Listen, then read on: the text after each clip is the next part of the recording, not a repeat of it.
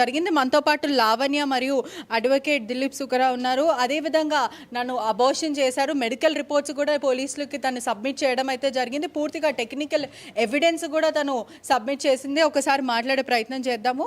అంటే నిన్నటి వరకు ఒక వర్జన్ ఉండే లావణ్య, అది ఏదైతే నన్ను మోసం చేశాడు, పెళ్లి చేసుకుంటే ఒక ట్రయాంగిల్ లవ్ స్టోరీ నడిచింది. కానీ ఇప్పుడు మాత్రం కొత్తగా మరో కొత్త కేసెస్తోని కేసు అయితే నమోదు చేశారు. అదేవిధంగా అబార్షన్ అనే ఒక వార్త అయితే బయటకు వస్తుంది. అసలు ఎటువంటి ప్రూఫ్స్ మీరు సబ్మిట్ చేయడం జరిగింది?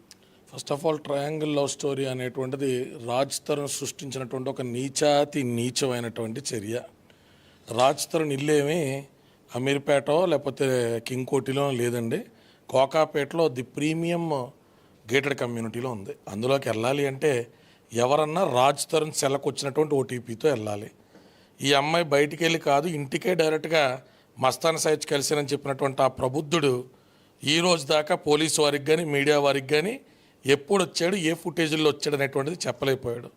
నేరుగా ఈ అమ్మాయి తల్లిదండ్రులు నిలదీయగా నేనేదో తాగేసిన మైకంలో అలా అన్నానులే, నువ్వు ఒక్కదానివే కలవలేదులే, అందరూ ఉన్నప్పుడే ఫ్రెండ్ కింద వచ్చాడులే, నీ ఫ్రెండ్ కింద వచ్చాడు తను ఒప్పుకున్నటువంటి ఆడియోలు కూడా సదరు పోలీసు వారికి ఇవ్వడం జరిగింది.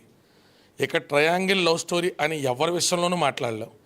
కేవలం రాజ్ తరుణ్ మాల్వి మల్హోత్రాన్ని తీసుకొచ్చాడు. రాజ్ తరుణే తన తప్పును కప్పుపుచ్చుకోవడానికి మస్తాన్ సాయి అనేటువంటి వ్యక్తిని తెర మీద తీసుకొచ్చాడు.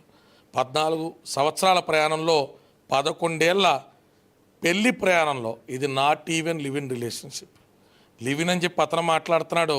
అతనే స్వయంగా చేసిన చాటింగుల్లో నాకు విడాకులు ఇస్తే నీకు విల్లా ఇస్తానని మాట్లాడిన మాటలు కూడా పోలీసు వారికి ఇవ్వడం, ఎవిడెన్స్ యాక్ట్ కింద వారు దాన్ని నమోదు చేసుకోవడం, కావాల్సినటువంటి వివరాలన్నీ కూడా సబ్మిట్ చేసింది.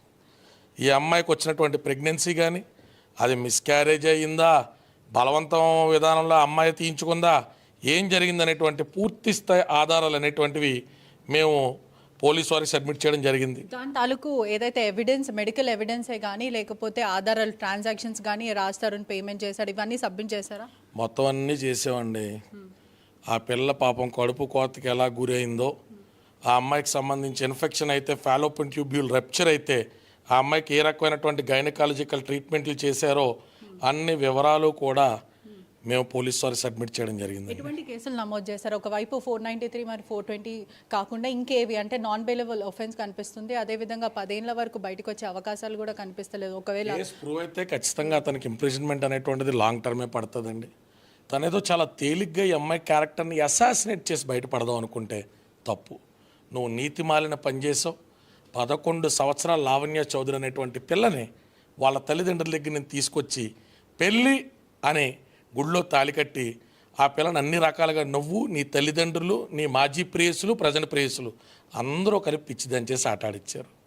ఏవేం కేసులు ఎవరు పెట్టించారో, వెనకాతలు ఎవరున్నారో, నా క్లయింట్ రైల్వే స్టేషన్కి వస్తుంది ఢిల్లీ నుంచి అన్న సంగతి ఎవరు ఇన్ఫర్మేషన్ ఇచ్చారో, ఏ పోలీసు వాళ్ళ సహకారం తీసుకున్నావో, నా క్లయింట్ని ఎలా అరెస్ట్ చేయించావో మేము మీడియా ముందు చెప్తున్న ప్రతిదానికి మా దగ్గర ఆధారం ఉంది.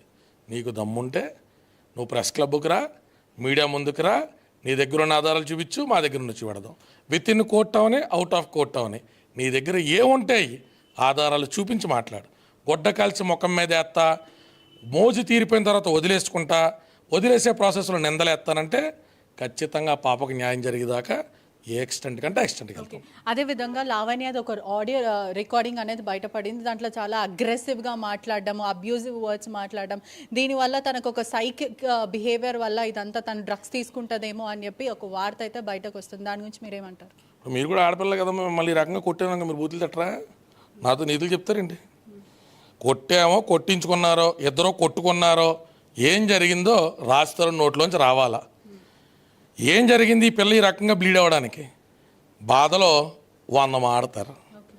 ఫ్రంట్ లాస్ట్లో ఎండింగ్ కట్ చేసి మీడియా ఛానల్స్కి రాజ్ తరుణే పంపించాడని న్యూస్ ఛానల్స్కి మేము లీగల్ నోటీస్ పంపితే నిన్న సాయంత్రం వాళ్ళు మా దగ్గర ఫోన్ చేసి చెప్పిన రికార్డింగ్లు కూడా పోలీసు వాళ్ళకి ఇచ్చాం.